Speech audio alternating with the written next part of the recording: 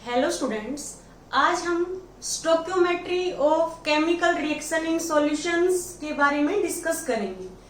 अब जो stoichiometry of chemical reaction है, जो स्टोक्योमेट्री टर्म है, उसका सॉल्यूशन में कहाँ एप्लीकेशन है वो हम डिटेल से न्यूमेरिकल की हेल्प से इस लेक्चर में देखेंगे। जब हम सॉल्यूशन की बात करते हैं तो हमें कंसंट्रेशन टर्म की नॉलेज होना काफी जरूरी है। तो जो मोस्ट इंपॉर्टेंट और जो most commonly used concentration term है उसके बारे में हम देखते हैं। जैसे फर्स्ट हमारी है मोलरिटी। तो मोलरिटी को हम कैपिटल एम से डिनोट करते हैं। मोलरिटी क्या होती है? Number of moles of solute dissolved per litre of the solution. अब number of moles of solute है उसको हम कैसे डिफाइन करेंगे कि जो mass of solute in gram divide by क्या हो गया? मोलिकुलर मास। जो ये मास है सोल्यूट का, इसको हम एक्स से डिनोट कर सकते हैं। तो यहां से क्या आ जाएगा? मोलरिटी इक्वल टू एन की जगह पे W by M into 1 volume of solution in litre.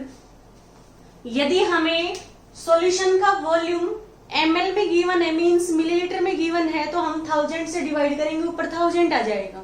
तो यहां से हम क्या देख रहे हैं? मोलरिटी इक्वल टू क्या होगा? Number of moles of solute dissolved per litre of the solution.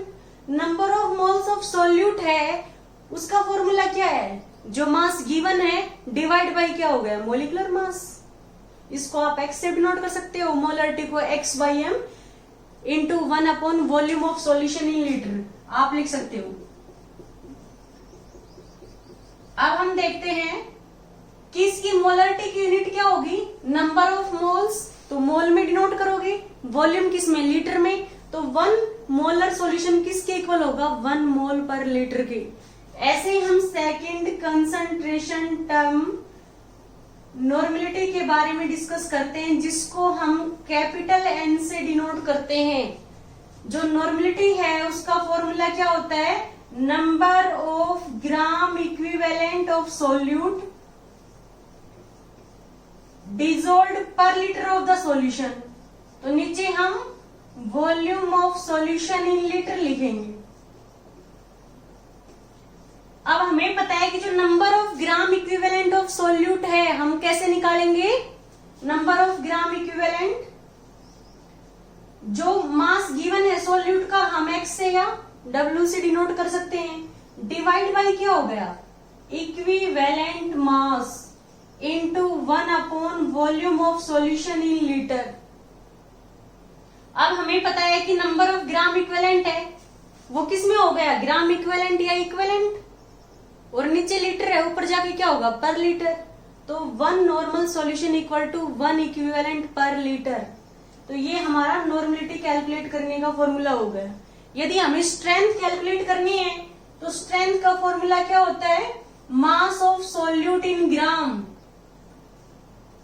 Divide by क्या हो गया? Volume of solution in litre.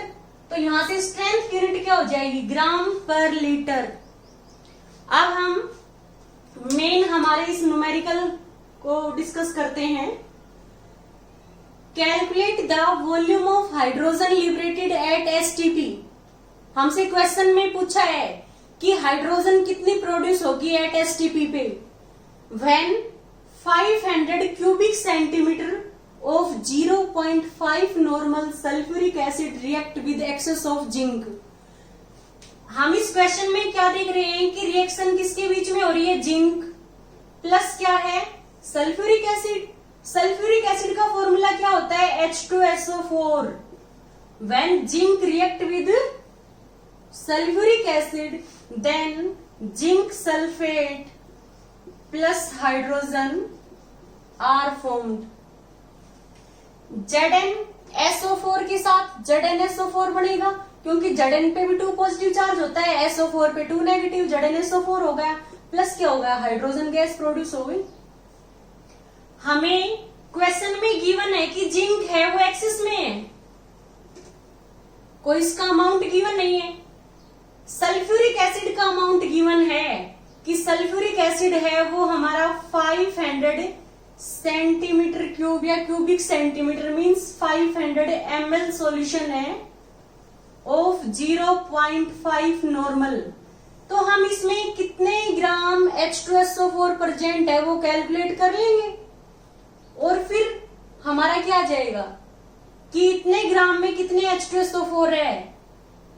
जो यहाँ पे जो वैल्यू आएगी, मान लो x ग्राम आ गया, तो x ग्राम H2SO4 जब जिंक के साथ रिएक्ट करेगा तो कितनी हाइड्रोजन प्रोड्यूस होगी वो हमें कैलकुलेट करनी है।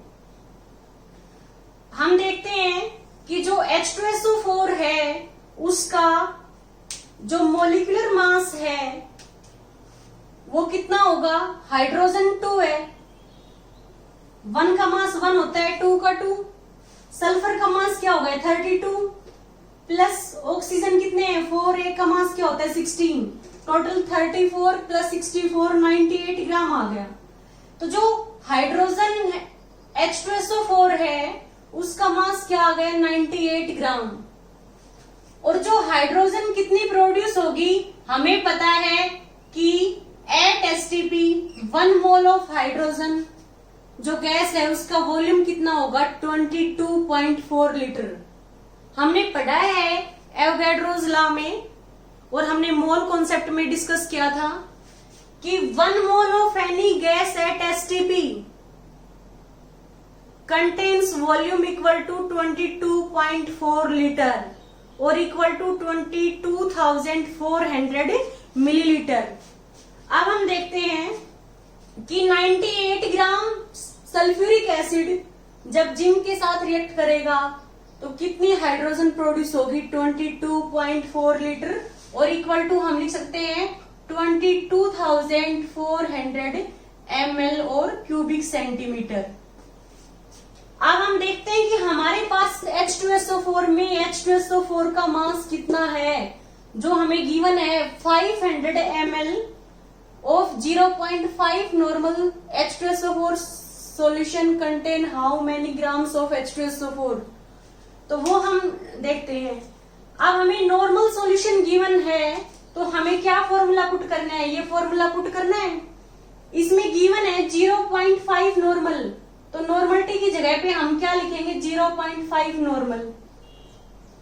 x हमें कैलकुलेट करना है कि कितने ग्राम H2SO4 प्रेजेंट है इस सॉल्यूशन में। इक्विवेलेंट मास क्या होगा H2SO4 का, H2SO4 का मोलिकुलर मास 98 होता है। हम इक्विवेलेंट मास कैलकुलेट करेंगे किसी भी एसिड का तो उसका मोलिकुलर मास डिवाइड बाय उसकी बेसिसिटी, और किसी भी एसिड की बेसिसिटी क्या होती है, उसमें जितने आयनाइजेबल प्रोटॉन्स प्रेजेंट होते हैं वो उसकी क्या होती है बेसिसिटी। तो H2SO4 है, ये को सॉल्यूशन में 2 प्रोटॉन प्लस सल्फेट आयन देगा, तो ये 2H प्लस आयन दे रहा है, इसकी बेसिसिटी क्या है 2 है। तो हम इक्विवेलेंट मास निकालेंगे। यदि हमें इक्विवेलेंट मास निकालना है H2SO4 का तो वो क्या होगा, H2SO4 का इक्विवेलेंट मास इक्वल टू क्या होगा, उसका मोलिकुलर मास डिवाइड बाय उसकी बेसिसिटी 49 आ जाएगा। हम इधर देखते हैं कि यदि हमें इतने सॉल्यूशन में निकालना है कि कितने ग्राम H2SO4 प्रेजेंट होगा, तो हमने ये फॉर्मूला पुट किया। नॉर्मलिटी इक्वल टू x हमें कैलकुलेट करना है। इक्विवेलेंट मास हमें पता है क्या होता है, मोलिकुलर मास डिवाइड बाय इसकी बेसिसिटी। इसमें 2 प्रोटॉन है तो 98 डिवाइड बाय 2 49 इसका इक्विवेलेंट मास आ जाएगा, into 1 upon volume of solution in litre. हमें ml में गिवन है तो हम क्या करेंगे, लीटर में चेंज करने के लिए उसको 1000 से डिवाइड करेंगे और 1000 है वो ऊपर चला गया, तो हम ये फॉर्मूला पुट करेंगे। यदि हमें वॉल्यूम किस में गिवन है, मिलीलीटर में। नॉर्मलिटी हमें गिवन है कितनी है 0.5 नॉर्मल, 0.5 नॉर्मल, तो यहाँ पे हम 0.5 नॉर्मल पुट करेंगे। x हमें कैलकुलेट करना है, इक्विवेलेंट मास क्या होता है 49 इंटू 1000, वॉल्यूम कितना है 500 ml। हम इसको सोल्व करेंगे तो कितना आएगा ये, x equal to 49 into 0.5 divide by क्या हो गया 2। तो हम इसको जब सोल्व करेंगे तो ये कितना आएगा, हम इसको 5 से मल्टीप्लाई करेंगे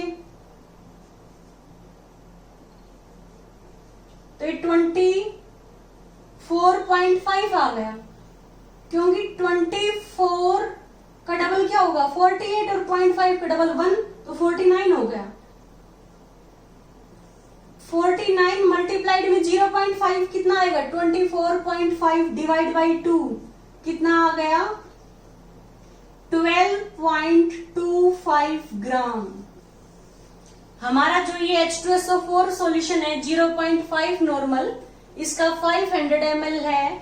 500 ml of 0.5 normal solution contain sulphuric acid equal to 12.25 gram. अब हम इसकी हेल्प से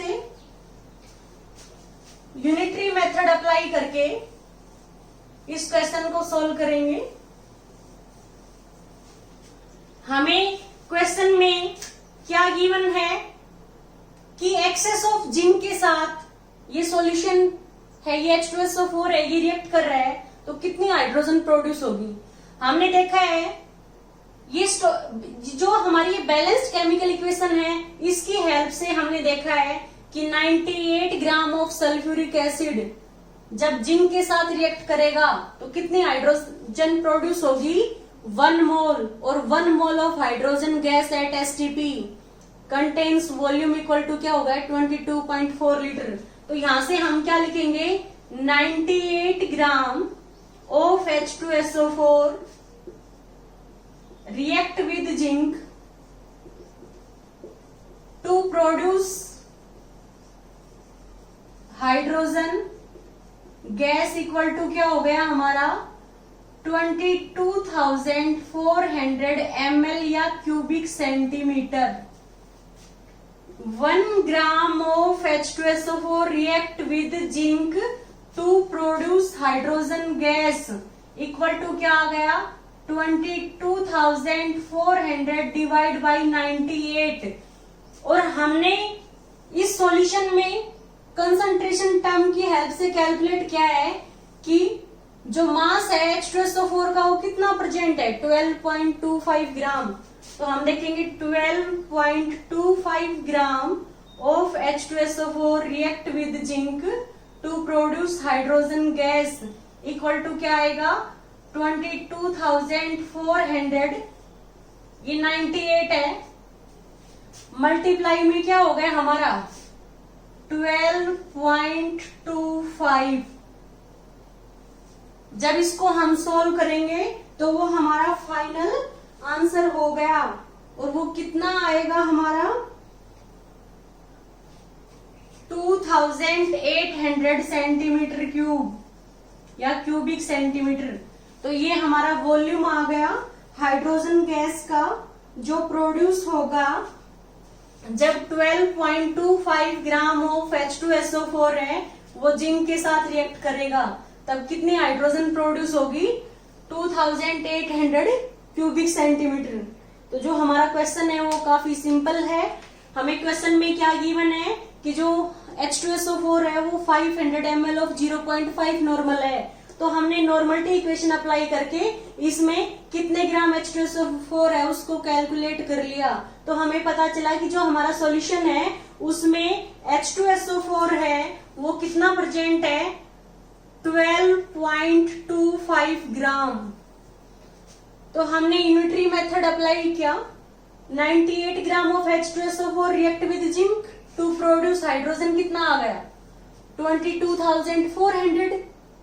1 ग्राम कितना प्रोड्यूस करेगा 22,400 डिवाइड बाई 98 और 12.25 ग्राम, तो हमने 12.25 ग्राम से मल्टीप्लाई कर दिया तो हमारा आंसर इतना आ गया, इतनी हाइड्रोजन प्रोड्यूस होगी। ओके स्टूडेंट्स, यदि आपको इस लेक्चर में कहीं कोई डाउट हो तो प्लीज आप हमें कमेंट्स करें।